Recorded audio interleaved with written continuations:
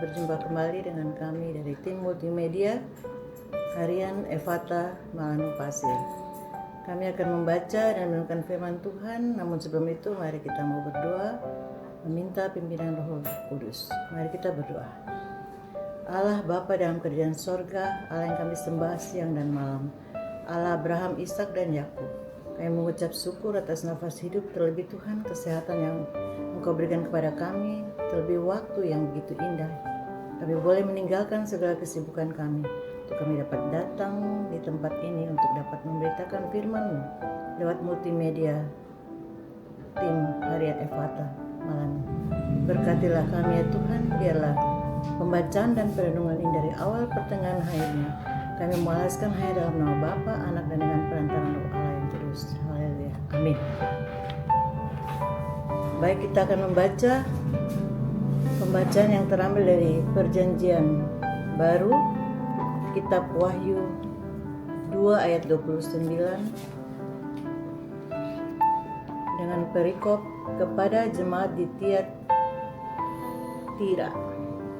Ayatnya yang ke-29, siapa bertelinga hendaklah ia mendengarkan apa yang dikatakan Roh kepada jemaat-jemaat.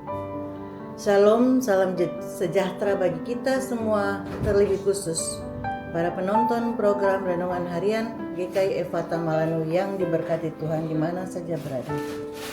Pembacaan firman Tuhan bagi kita semua terdapat pada Perjanjian Baru, yakni Kitab Wahyu 2 ayat 29 dengan perikop pembacaan adalah kepada jemaat di Tiatira.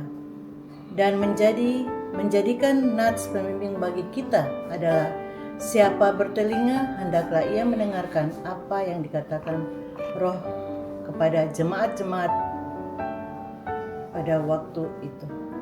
Para penonton program Renungan Harian GKI Efata yang diberkati Tuhan, ayat dalam kitab Wahyu 2 ayat 29 ini mengundang kita untuk mendengarkan dengan seksama apa yang Roh Kudus katakan kepada jemaat.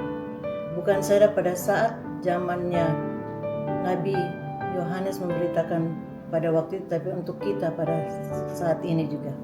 Kita mendengarkan bukanlah hal yang pasif, tetapi tindakan yang aktif dan penuh perhatian. Ayat ini mengingatkan kita bahwa Tuhan Yesus terus berbicara, memberikan pesan kepada kita melalui Roh-Nya, dan kita harus membuka hati dan telinga kita untuk mendengarkan suaranya. Para penonton program Renungan Harian GKI Efata di mana saja berada, dalam kehidupan yang sibuk dan penuh distraksi, sangat mudah bagi kita untuk kehilangan fokus dan mengabaikan suara Tuhan. Namun Roh Kudus selalu berusaha untuk membimbing dan mengarahkan kita. Tugas kita adalah menjadi peka terhadap suaranya dan membiarkan firman-Nya membimbing langkah-langkah kita. Mendengarkan Roh berarti kita mau menerima nasihat-Nya dan mengikuti petunjuk-Nya. Bahkan ketika itu mungkin sulit atau tidak sesuai dengan keinginan kita sendiri. Ketika kita mendengarkan Roh Kudus, kita akan mengalami pertumbuhan rohani dan kedewasaan dalam iman. Roh Kudus memberi kita pengertian yang lebih dalam tentang firman Tuhan dan membantu kita untuk menjalani hidup yang berkenan di hadapan-Nya. Mendengarkan Roh juga membantu kita untuk mengenali panggilan Tuhan dalam hidup kita dan memberi kita keberanian untuk melangkah dalam rencananya. Oleh karena itu firman Tuhan di saat ini mengajak kita untuk senantiasa jeli dan paham akan suara Tuhan. Maka dengan demikian dipenuhi dengan Roh Kudus dari Tuhan. Kiranya dengan firman Tuhan dan renungan di saat ini memberkati kita sepanjang kehidupan yang kita jalani saat ini. Amin. Mari kita berdoa. Allah adalah firman yang hidup. Kami mengucap syukur Tuhan. Kami sudah membaca dan merenungkan firman-Mu yang begitu singkat Tuhan. Engkau adalah firman yang hidup. Engkau dapat menyempurnakan itu lewat pendengar para penonton di mana saja berada. Tuhan berkati tim multimedia yang Tuhan pakai untuk dapat meliputi kami untuk selalu memberitakan firman Tuhan.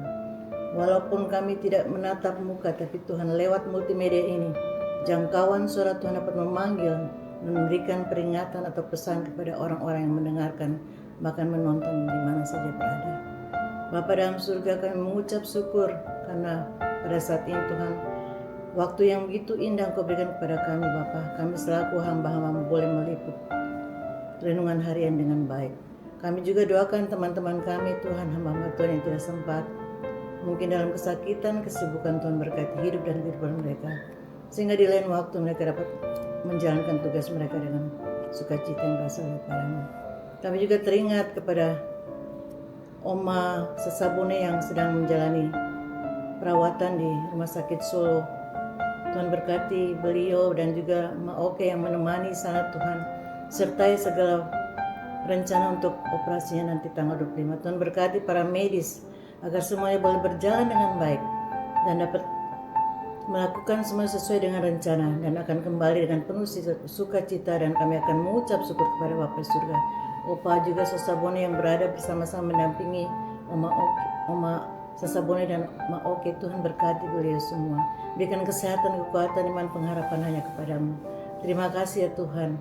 Kami juga mendoakan tim multimedia yang anak-anak yang selalu bekerja dengan kami. Tuhan berkati anak-anak muda sini. Roni yang dalam masa mencari pekerjaan, Tuhan berkati hidup dan kehidupannya dan rumah tangganya. Begitu juga Tuhan anak Willy yang dengan sukacita boleh mendengarkan berita di malam hari ini, dan dia boleh melanjutkan mengikuti tes tentara nanti di Manokwari. Tuhan sertai segala perencanaan. Biarlah kehendak yang Tuhan lewat apa yang direncanakan boleh berjalan semua untuk kehormatan kemuliaan nama-Mu. Berkati semua rencananya, orang tuanya selalu Engkau berikan kesehatan dan kekuatan yang kepada-Mu saja Bapa. Terima kasih ya Tuhan. Engkau berkati juga Bapak Epen yang selaku koordinator, berikan dia selalu kesehatan, kekuatan, hikmat, marifat dari surga untuk dia dipakai hidupnya menjadi talenta bagi banyak orang. Terima kasih ya Tuhan. Inilah doa syukur kami di malam hari ini. Ampuni segala dosa dan kesalahan kami, dalam nama Yesus kami telah berdoa mengucap syukur kepada Bapa dalam kerajaan surga. Haleluya, amin. Demikian, shalom, selamat malam.